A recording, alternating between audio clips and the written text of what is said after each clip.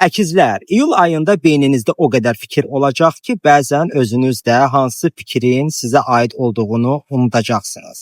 Bu ay ünsiyyət sizin super gücünüzdür. Həmişəki kimi danışacaq, yazacaq, paylaşacaq və bəzən də lazım olduğundan çox məlumat verəcəksiniz.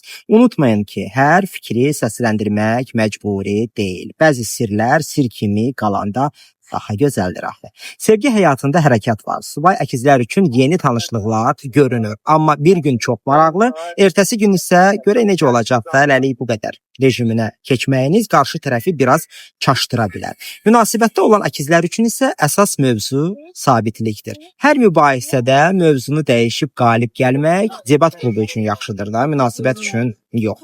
Pul məsələlərində maraqlı imkanlar görünür. Amma bu ay gördüyünüz hər endirimi həyat fürsəti kimi də hesab etməyin. Endirim var deyə ehtiyac da yaranmır axı.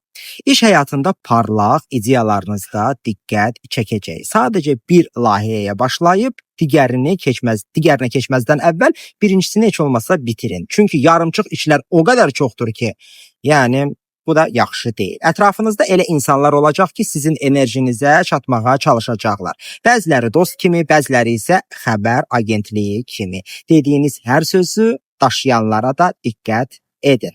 Ayın mesajı: hər eşitdiyinə inanma, hər bildiyini danışma, hər danışana da cavab vermə. İyul ayında şans sizin tərəfinizdədir. Sadəcə bu dəfə qərarlarınızı əhvalınıza görə yox, məqsədlərinizə görə verin. Bu qədər mənim biraz çətin olan əkizlərim.